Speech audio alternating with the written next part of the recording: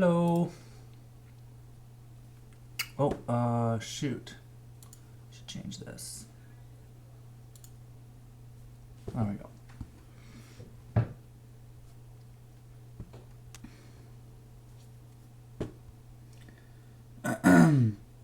Oh, there's the Maclaurin polynomial. Awesome.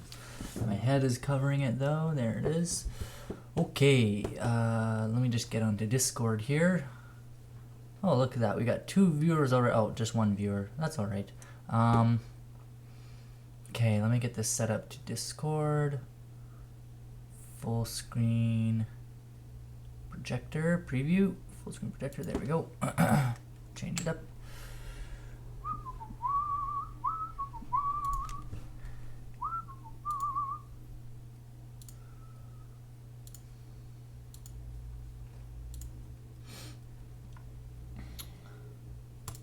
Okay.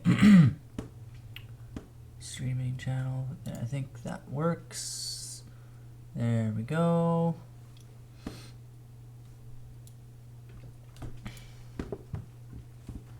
Oh, hi, Kima.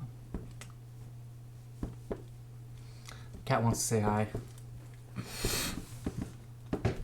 I should put my earphones in so I can hear you. Hi, Ron. I still can't hear anything. Helps if you have your volume turned on.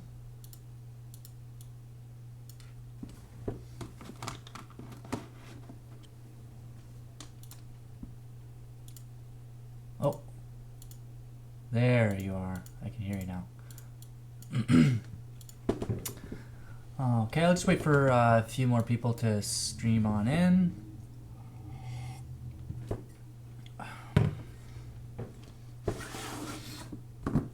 I'm going to talk about the Taylor series or Taylor polynomial today. It's going to be awesome. It's the same thing, yeah. It's like the generalization of the Maclaurin polynomial. Yeah, exactly. Yeah, I mean, we'll talk about it, but basically you're just, it sounds like you already know, but you just change that from 0 to any value that you want. And you also have to kind of fiddle around with the x's here. X minus c, that's right, yeah. So I don't really want to do too much of a big lesson today. I kind of just want to create a Taylor series in Desmos, and we'll pretty much just call it a day after that. I'll assign a little bit of homework, and I think that should pretty much do it for today. So we're not going to have a super long class today. I'm just going to mention to everyone that we're live here at AP Calc. I'm live streaming now.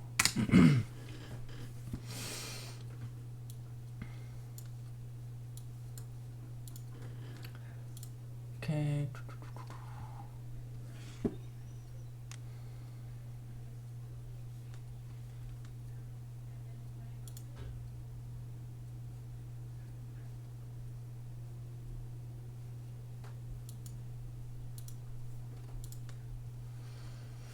Hello, where's everyone? Everyone's online. Oh, hold on a second. My front door is ringing. Hello?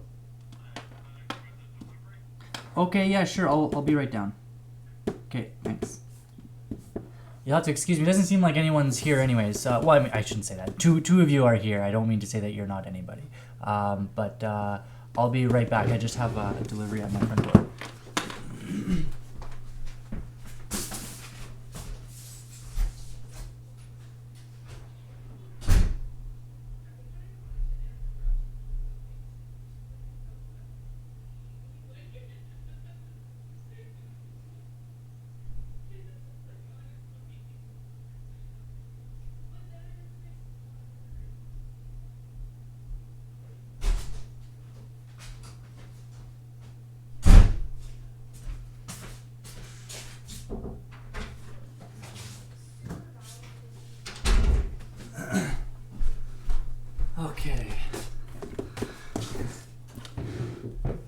Oh, here's a few more people.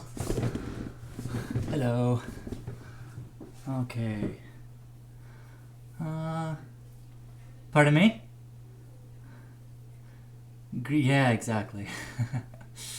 Oh, look at all these people streaming in. This is great. Okay. Okay, so we're gonna take a look at the Taylor series today. And really what I want to do is I kind of just want to take a look at like the motivation for all of this. So what I'm going to do is I'm going to I'm going to switch over to my screen, and now you can see my screen. Can you guys see that okay? Okay, perfect. So I'm going to start sort of describing exactly what's going on here. And this is kind of where we left off yesterday. Hold on, my mom is texting me. So yeah, this is where we left off yesterday.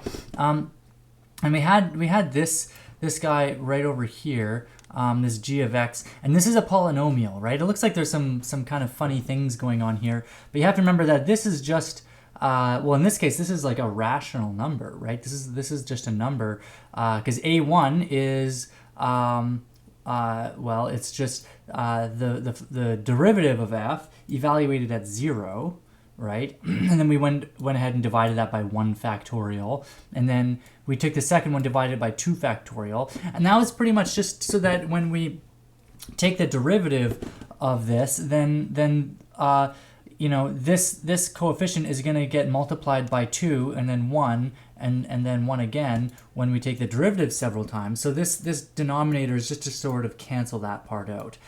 So these denominators are getting bigger and bigger each time, and then that's what this Maclaurin polynomial is. And you can see that it's actually like pretty close to the original function. Like I had this kind of gnarly function, this sine of x squared times cos of x.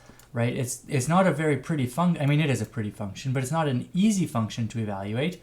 But it only like our Maclaurin series, it only sort of approximates the function very close to 0. And you may be thinking, okay, well, yeah, that's because we, like, all the information that we got was at 0. Was the only information that we got was when we evaluated the different derivatives of our function at 0. So, well, from that logic, we should be able to change this value to something else and be able to approximate the function elsewhere. So that's basically what a Taylor series is. So what I'm going to do is I'm going to introduce a new value. I'm just going to call it t. And then let's say that t is equal to 0 in this case. And I'm going to set t from being anywhere between -10 and 10. Pardon me? Oh, yeah, we're talking about Taylor series. So basically what I was saying is that like our polynomial, like this g is a polynomial. Our polynomial approximates our function very close to 0. Like when we're actually at 0, it's exactly the same. Like we get the exact same point, and that's because you know, when x is 0, we get a0, which is exactly what f of 0 is, right? So certainly at 0, it's exactly the same. But the problem is, as we get further and further away from 0, we get further and further away from the actual function. And there's two things that we could do. I mean, one of them is that we could keep going with this. I don't think that Desmos lets me take the 7th derivative. I tried doing it the other day, and I'll show you. I think it just gives you like an error. So if I said that a7 was a7 was the 7th derivative, see, it gives me this little thing. So definitions are nested too deeply. So yeah, but you get the idea that like if we like the more of these terms that we have, the more of these terms that we have, the closer our approximation is, and the further away from 0 our approximations are valid. So like if I took away the sixth term, see it's not quite as close, and if we take away the fifth term, well, the fifth term is actually 0, so it doesn't really do anything. But the fourth term, again, you can see that we're getting further and further away from the actual function that we wanted, right? So, so one way that you could make like a better approximation is to have more and more of these terms, and the more terms that you have, certainly the closer to the actual function you'll get. But another thing that you can do is just say, okay, well, what if I don't care about what's going on around 0? Like, what if I only care about what's going on like around here, like around like 2.2 or something, or like 2.1? Like, what if you only cared about what's happening in this region right here? Well, how about instead of taking all of our information at f equals 0, why don't we take it at f equals t? For some value of t, and right now t is equal to 0. You can see on Desmos the slider is still at t, but now if I change the value of t, you'll see something happen, that now we're getting this other weird function, and like, well, what the heck is this all about? Well, let's kind of try to imagine what's happening here. So what we're doing is we're taking all of this information, and we're saying, okay, so that we're basically taking the derivative, or many different levels of the derivative at the point t. So let's take it at the point, I don't know, what is this, like 1.675. So I'll go to let's do 1.7. Okay, so here's 1.7, and you can kind of see that like this shape is like pretty close to this shape, right? So really what we've done here is we've taken all of the information. We pretty much did exactly the same thing that we just did with the Maclaurin polynomial, except instead of taking the information at 0, we're taking it over here. But this isn't a very good approximation because it's not at the same point, right? Like, we've gone ahead and we've shifted the whole thing over and sort of brought it back to the origin. So the way we can sort of undo that and to bring it actually where it needs to be is by doing this. So what we're going to do is we're going to put brackets around x, and we're going to go x minus t. And we're going to do this for each of our x's. So I'm just going to copy this to make it a little bit easier. And oops, and we'll do this, and we'll do this, and we'll do it again over here. Come on. We'll do it again over here.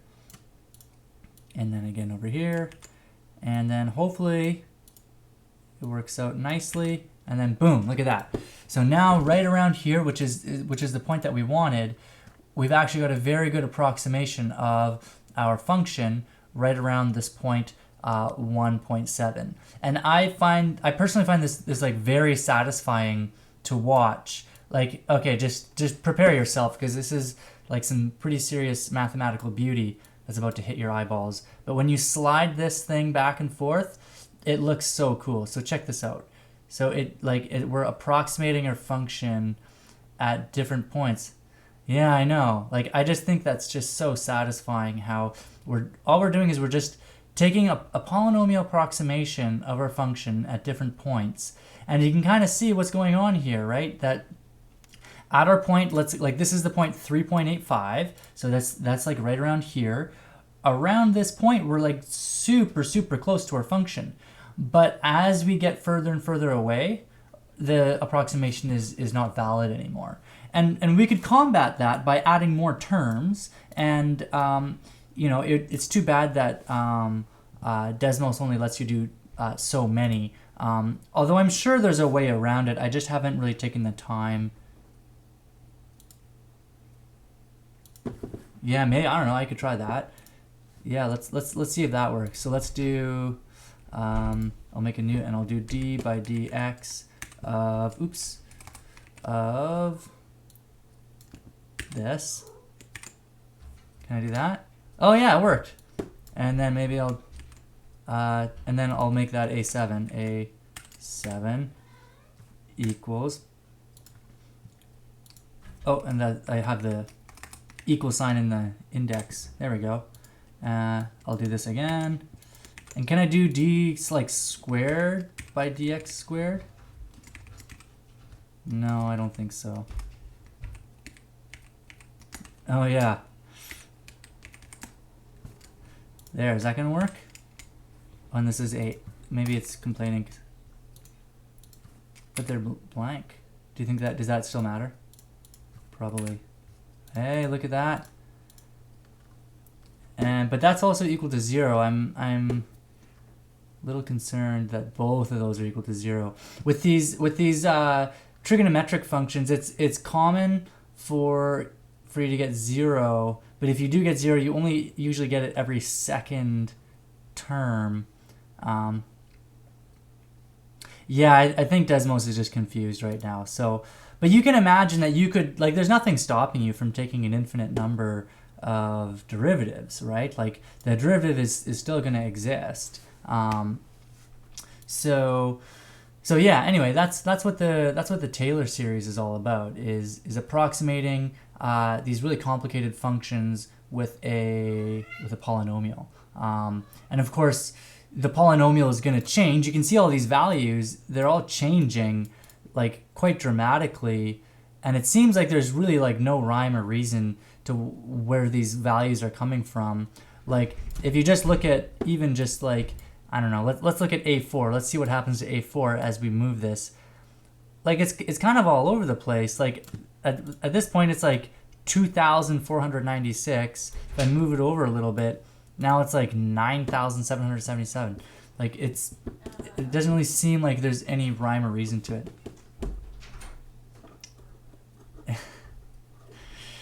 Yeah. So all this chaos and, like, yeah, like if you want to compare it to a neural network or something, yeah, like it's very chaotic looking. But then when you actually just look at the function, it's very, like, predictable. Like it's doing exactly what we want it to do.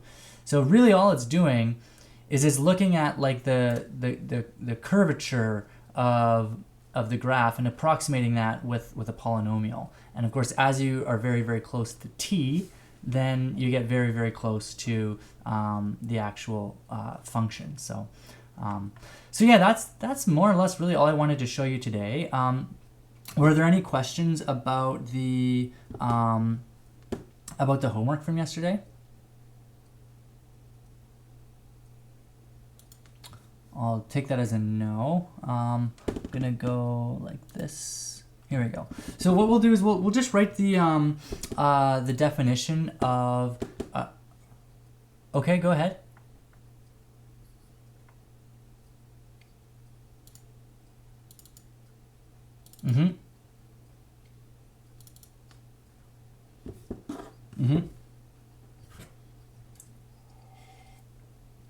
If you can take an infinite number of derivatives, then yeah. And I mean, what we'll soon see is that a lot of these expressions that we know and love, like like the exponential function and sine of x and cos of x and stuff, they have, like, this nice sort of series expansion where you can actually write them as a sum of like rational expressions. So yeah, absolutely. If you let those series go on forever, provided that you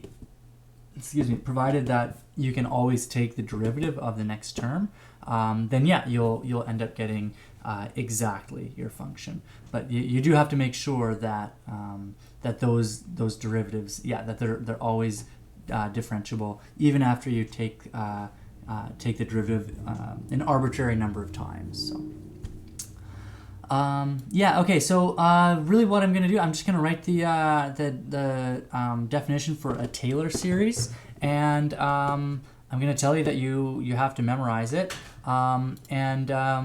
So I'm also going to post a new PDF on our website, and that will that should help you kind of get an idea of what to do. And I'll give you some textbook assignment So that'll be your homework tonight. It would be to read the extra PDF, read the page 8, I think, because I think I told you to read the first 7 pages, right? And so, but of the first PDF that I posted. So I'll get you to finish reading that PDF, and I'll get you to read the new PDF, and I'll post some homework from the textbook. So all of this will be on the website. So check the website for a list of things for you to do to keep you busy. Okay. Okay, yeah. So here's the definition of a Taylor series. Taylor series. Okay. So first of all, let's just take a minute just to sort of talk about why we have a Taylor series and what it does. So a Taylor series is a polynomial approximation of a function, and it is approximates the function at and near the point. And in this case, I'm going to use the letter C because that's kind of what your textbook uses and what the PDF that I posted yesterday uses. So just for consistency, we'll use the letter C. So it approximates the function at and near that point C. And what we get is something that looks like this. So assuming f is differentiable n times at the point C. So in this case, we only have to worry about it at this point C. So assuming f is differentiable n times at C, p sub n of x is equal to, well, the first point is f of C. The next point is f prime of C. And if we wanted to, we could put a 1 factorial over there. And if we wanted to here, we could have a 0 factorial. Both of these are equal to 1, right? So it doesn't really matter if you want to include them or not. But then over here, we've got x minus c. And then the next term is going to be f double prime of c over 2 factorial times x minus c squared plus dot dot dot plus f the nth derivative, the nth derivative of f at the point C all over n factorial times x minus c to the n. Or if we wanted to, what we could say is that this is equal to the sum, where I goes from 0 to n, of the nth derivative of f at the point C. Oh yes, thank you, the ith derivative, thank you very much. The ith derivative at the point C times I factorial times x minus c to the ith power. So that would be kind of a nice package deal of it. And something that we'll talk about soon, and Maya kind of brought this up, but like what would happen if we like let n go towards infinity? Like what would happen? And the big question is like, when can you do that? Like, because the whole idea of taking an infinite limit, as we know, there's all sorts of problems that can arise from taking an infinite limit. So if we just let n go to infinity, there's a lot of checkboxes that we have to make sure that we're checking off before we go ahead and take that limit.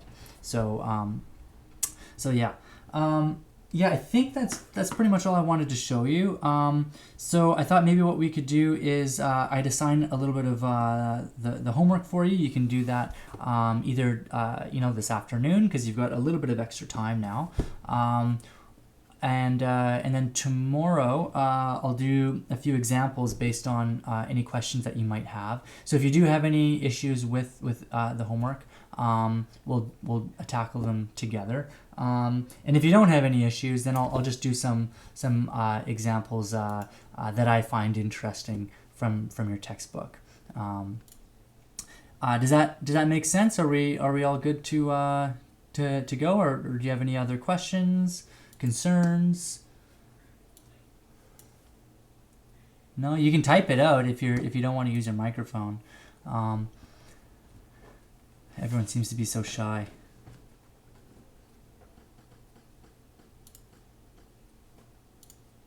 Okay.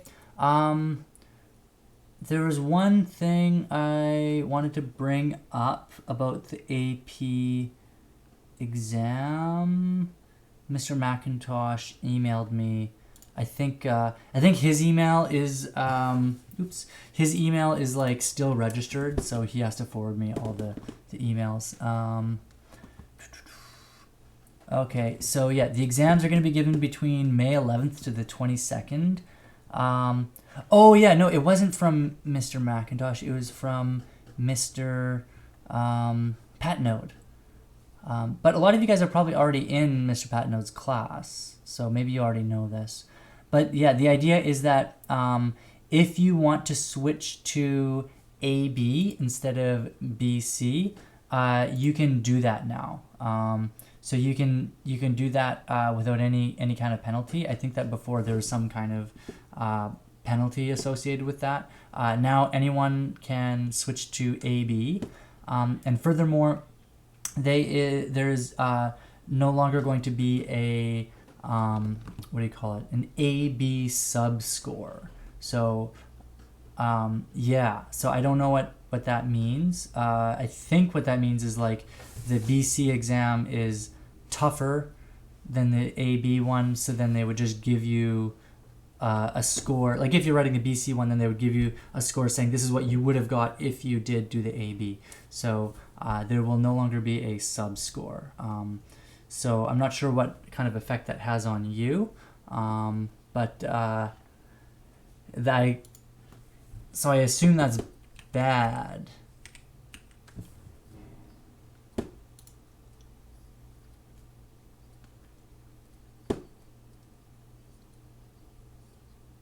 Yeah, right.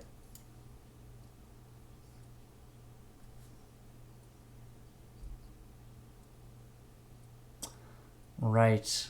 Right. Yeah.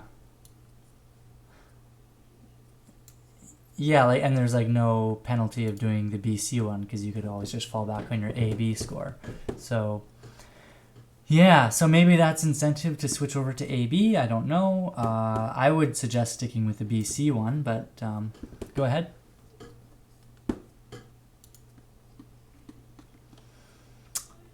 That I don't know. I would.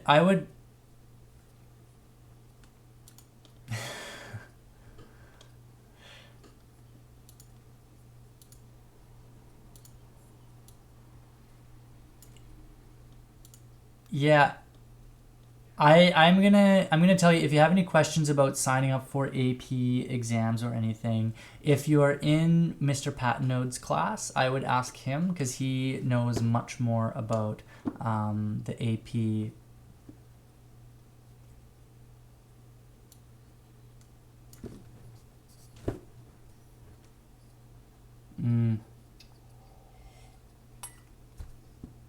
Okay.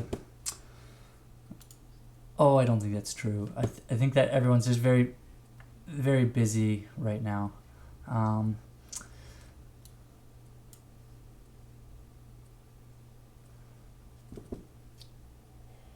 I don't know.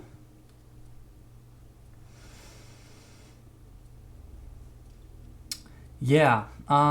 Yeah. So, like I said, I'm not the biggest expert on AP logistics, but it sounds like there's been some pretty serious changes about how they're sort of giving you grades. So yeah, no more AB sub score. Also, I should point out like their YouTube channel is on fire right now. I would highly recommend tuning in every day. I think it's at like first thing in the morning. So I think it's at like 8 a.m. our time. Yeah, it's the earliest one. But I think they also have the AB one. So the BC one I think is at 8 a.m. I think that the AB one is later in the afternoon. So I'd recommend checking those videos out because yeah, those are experts who've been teaching AP Calculus for several years. So it's always a good idea to take a look at what the experts are doing and the questions that they're covering and kind of their methodologies. Also, has anyone been logging into the AP Classroom? Yeah, because I did open up some of the progress checks. I think that it's a really good idea to check your progress with this kind of thing. Especially when it comes to like the style of questions that they're going to be asking. Like the free response questions that's going to be your whole exam, right? So it's a good idea to get a sense of what the free response questions actually look like and some of the terminology and stuff like that. So yeah, I would definitely recommend checking those out. And in the meantime, I think one student has asked to switch over to AB, and I'll go ahead and do that now that we can. But if you're interested in switching over to AB, definitely let me know. I would suggest sticking with BC because we've made it this far. I think that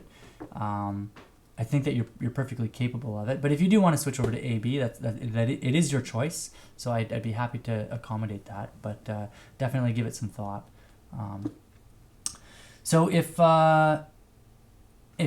we're good, I'm gonna sign out now.